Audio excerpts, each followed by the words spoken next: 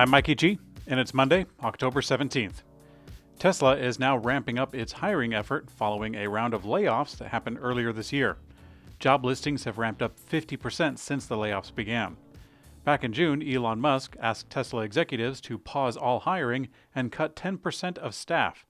That hiring pause was more worrisome as Tesla was growing several programs at once, including 2 new gigafactories. But now a report shows that it didn't last long, because since a drop in the listings from June, they have increased 50%. The leading categories in the surge in job listings are engineering and information technology, vehicle service, and manufacturing. According to the report, Tesla is also ramping up hiring in its energy storage and solar division. It's especially looking for installers to accelerate deployment in the U.S.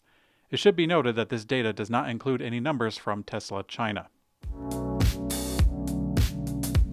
Tesla has released a new mobile app that includes a solution if your car has a frozen door handle. The new door handles that are designed on the Tesla Model 3 and Y have a tendency to freeze shut in a winter chill.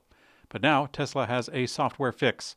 The app now enables Tesla drivers to directly unlatch the driver's door remotely, and Tesla notes in the release, quote, "It is helpful if the door handle is frozen."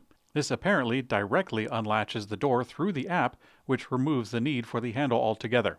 Since various staff at Electrek have access to both a Model 3 or Y and cold weather, we are definitely going to be testing this feature in the coming winter, although there is one more consideration.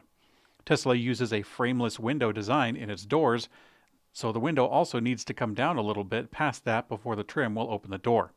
It is supposed to happen automatically when using the door handles, but it can also become frozen. We shall find out soon enough. General Motors CEO Mary Barra talked about the automaker's upcoming electric vehicle plans, saying the company is well positioned to weather an economic storm. GM is launching several EV models and supporting energy products that Mary Barra believes will see high demand no matter the state of the economy. There is something to be said of GM's brief head start in EVs. GM has already had several of the lowest priced EVs on the market, with the Bolt EV and EUV, which had its best delivery quarter with 15,000 in the U.S. The automaker also offers higher-end EVs like the Cadillac Lyriq and GMC Hummer EV. According to Barra, the automaker has the supply agreements locked up to achieve a target of selling 1 million electric vehicles by 2025. GM's second battery plant began operation in Ohio just last month, helping to boost this objective. BMW is going to cease all production of electric Minis in the United Kingdom and build them in China and Germany instead. This is part of a joint venture with the Chinese automaker Great Wall Motors, so the hatchback and small SUV of the electric Mini will be built in Baoding, China, going forward. The electric Mini Aceman, which is expected to debut in 2024, will also be made in China. BMW will be moving the manufacturing of its electric Countryman to the factory in Leipzig, Germany. The UK plant will continue to make gas versions of the Mini Cooper that will largely be exported to overseas markets. It's kind of scattered, I know. Stephanie Wurst, the head of Mini, told The Times that BMW is moving electric production to China because, quote, "the Cowley plant was running inefficiently by having to produce electric and petrol cars on the same line." Yes, of course, I'm sure that's the only reason, right? Jeep has unveiled their Avenger Concept model. At the Paris Motor Show on Monday, Jeep says that this will propel the brand into an all-electric future, revealing some intended details behind what they call their flagship EV model.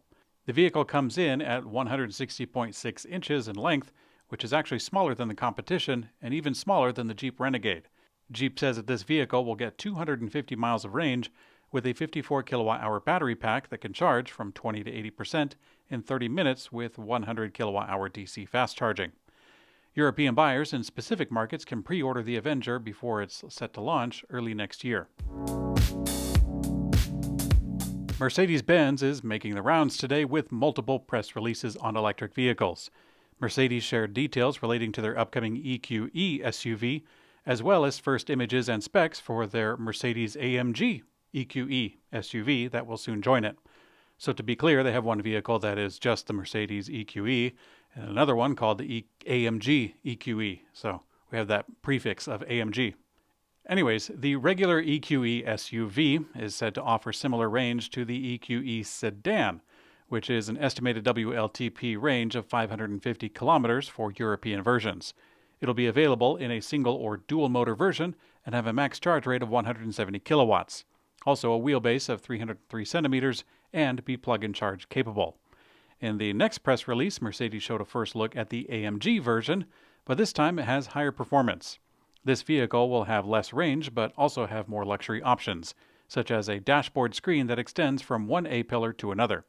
You can find a wealth of information because Mercedes gave us over 34 pages on all of this, and you can find that on our site, electrek.co. EV startup Canoo continues to rebound from desperation to productivity. After the announcement of the huge order from Walmart, a bid to test military vehicles, and a smaller order for 2,500 units from Zeba, Canoo has now announced an order of over 9,000 units. Canoo shared this binding order in a press release alongside some details of its new customer called Kingbee Rentals. Kingbee says that they plan to take 9,300 vehicles from Canoo and then upfit, wrap, and deliver them as work-ready fleet solutions for customers. There's no word yet on when Kingbee might start receiving the order, but we expect it to follow the otherwise prioritized orders from other companies. In today's community comment found on YouTube, that Scottish engineer guy says, "The sides of those trucks appear to be perfectly vertical. Also, no wheel arch bulges. They could build Cybertruck-shaped boxes filled with Twinkies just to have fun with us. Engineers have a strange sense of humor." Yes, you're right, Scottish engineer. We don't really know if those definitively are Cybertrucks under those Cybertruck-shaped sheets. But at this point, we are also very aware that the people at the factory are likely very aware of the drone flyby videos that happen at the location. It's certainly possible some of the folks decided to whip together a box just to send the media on a wild goose chase. My hope is that the team is feverishly working on the truck and doesn't have time for such silliness. But then again, if you don't take time to be silly, you could burn out. I suppose whether it's real or fake, it still could be a good sign. Okay, it is opinion time. I'm actually excited that there are signs that Canoo is holding on and has a path to productivity. When they revealed the photos of their Canoo truck, I was actually quite inspired. I don't know if that particular design would actually wind up in production, but it really got my imagination going. I was actually a little sad to then see them fall on hard times, but now I'm back on the high track with optimism for the company. If Canoo, a small startup, can make it, then I also hold out hope for legacy auto companies to get the message too, particularly Mazda and Toyota. I really hope they come around fully and completely. Thanks for watching Quick Charge by Electrek. I'm Mikey G, and I hope you have a great day.